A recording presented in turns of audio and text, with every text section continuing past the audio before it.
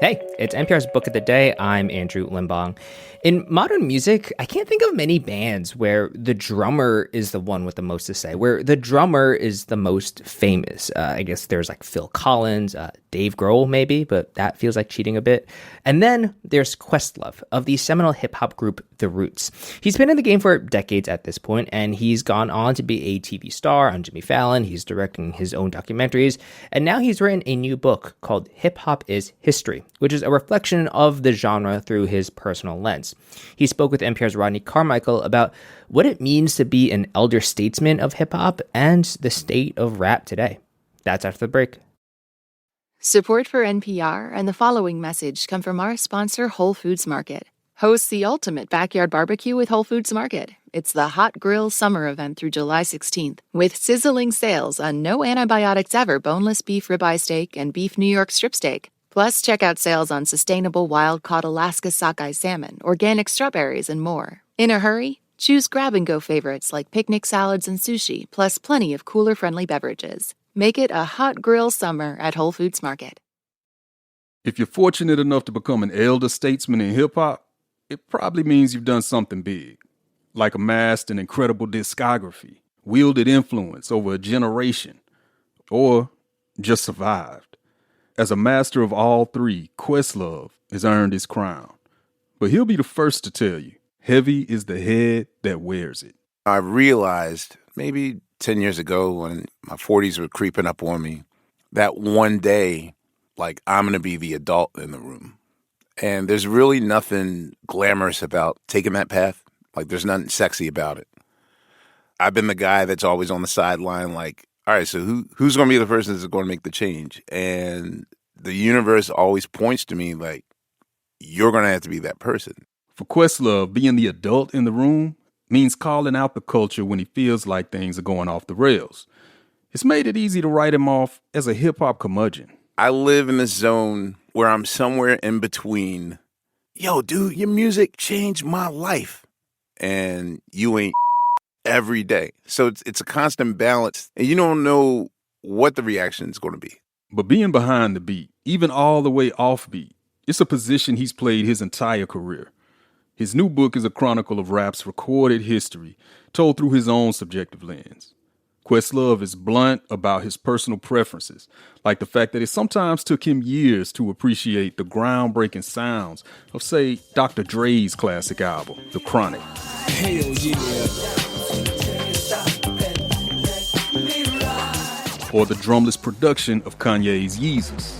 I throw these Maybach keys, I wear my heart on the sleeve. I know if we the new slaves, I see the blood on the leaves. And he never quite got down with the gangster tropes that shot rap to the top of the charts. As hip-hop clocked more dollars, Questlove remained intent on taking an alternate route. Yo, I dedicate this to the one dimension now, no imagination, excuse for perpetration. My man came over and said, Joe, we thought we heard you. Jokes on you, you heard a bite and that's true, but never do.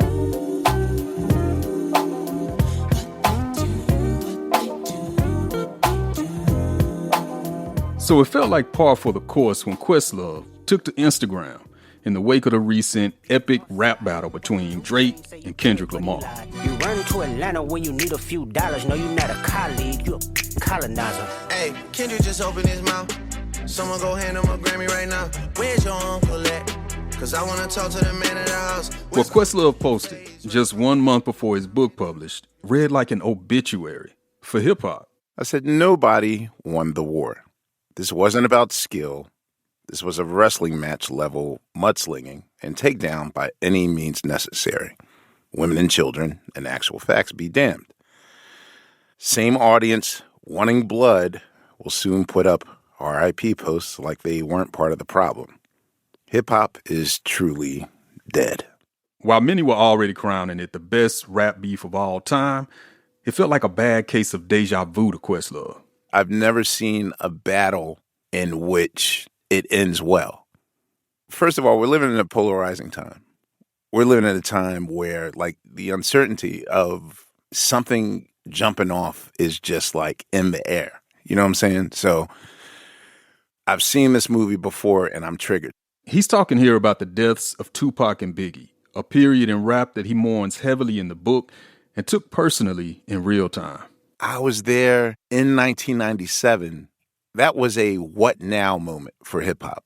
Questlove's Instagram post, it was clearly about more than Drake and Kendrick Lamar. And it's indicative of his overall read on rap. He spends a lot of time in the book reconciling his status as a cultural insider who's constantly been on the outs. Do I truly feel like hip-hop is dead? No, I don't. However, I do believe that the landscape and the rules have changed.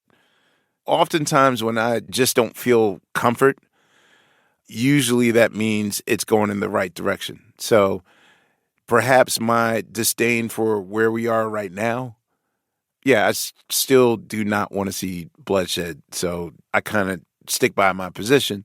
But I will also say that hip-hop is still finding itself and still defining a generation and all those things. And, you know, with today's music, you just got to adjust to it. Now, it's been more than 10 years since the last Roots album, but Questlove promises new music from the band this year. We might even find him making some fine adjustments after all this time. Because for Questlove, hip-hop is history, yes, but it's also the soundtrack to his story. And he's critical about the outcome because he cares about his place in it. My mission in this life, or at least what I think my purpose is on earth, and I know it sounds like lofty, and some could say it's a naive outlook, but I generally would like to leave the world better than when I came in it. I believe in this thing where it's like if I can really affect 500 people, maybe 5,000 people, even 50,000 people, I mean, compared to what the world is, then, you know, at least I planted a seed. That's Questlove, the band leader of The Roots, still planting seeds after all these years. Rodney Carmichael, NPR Music.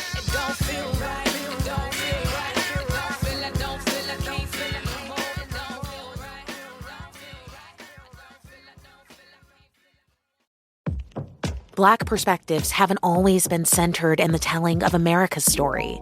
Now, we're taking center stage. Introducing NPR's Black Stories, Black Truths, a collection of Black-led stories from NPR's podcasts.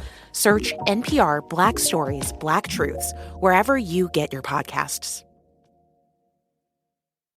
Support for NPR and the following message come from IXL Online. Is your child asking questions on their homework you don't feel equipped to answer? IXL Learning uses advanced algorithms to give the right help to each kid, no matter the age or personality. One subscription gets you everything. One site for all the kids in your home, pre-K to 12th grade. Make an impact on your child's learning. Get IXL now. And NPR listeners can get an exclusive 20% off IXL membership when they sign up today at IXL.com/NPR.